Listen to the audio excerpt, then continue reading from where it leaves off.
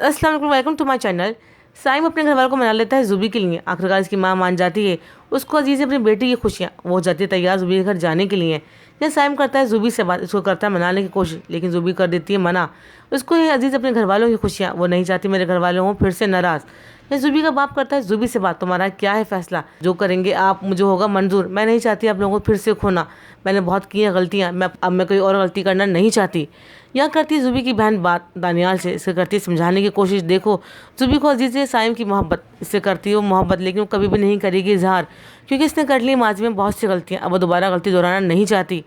तुम करो समझाने की कोशिश घर वालों को। आखिरकार दानियाल समझाता है ज़ुबी के घर वालों को, और ज़ुबी के घर वाले भी हो जाते हैं सोचने पर मजबूर। यहाँ पर साइम के घर वाले पहुँच जाते हैं साइम के नाना के साथ रिश्ता मांगने के लिए ज़ुबी का, लेकिन देते हैं ज़ुबी को सरप्राइज़। ज़ुबी को नहीं बताते कि वो आ रहे हैं तुम्हारा रिश्ता मांगने के लिए। ये ज़ुबी देख के हो जाती है हैरान, ज़ुबी हो जाती है सरप्राइज़ की, क्योंकि इसने अपना फैसला दे दिया था अपने माँ बाप को, जो करेंगे मुझे वही होगा मंजूर। यहाँ इसके माँ बाप ने रखा इसकी खुशियों खैर, इसकी खुशी की खातिर वो भी हो जाते हैं राज़ी ज़ुबी और साइम की शादी के लिए। यहाँ पर आ जाते हैं साइम के घर वाले रिश्ता लेकर। यहाँ पर ज़ुबी हो जाती है इन सबको देख कर खुश, इसकी खुशी की इंतहा नहीं रहती। ज़ुबी अपने माँ बाप से मिलकर हो जाती है बहुत खुश, और साइम के घर वालों से भी मिलकर होती है खुश। आखिरकार ज़ुबी और साइम को मिलने वाली है अपनी गुमशुदा मोहब्बत, जिसके लिए उन्होंने बहुत किया था सफ़र, बहुत उठाई थी मुश्किलें। यह साइम और ज़ुबी को मिलने वाली है अपनी गुमशुदा मोहब्बत। इन दोनों ने बहुत किया था अपनी मोहब्बत का इंतज़ार। आखिरकार वो वक्त आ गया है, दोनों हो जाएंगे अब एक। घर वाले भी सब हो चुके हैं राज़ी, और सब खुश हो चुके हैं अपने बच्चों की खुशियों में। साइम और ज़ुबी की शादी की होने लगती हैं तैयारियां।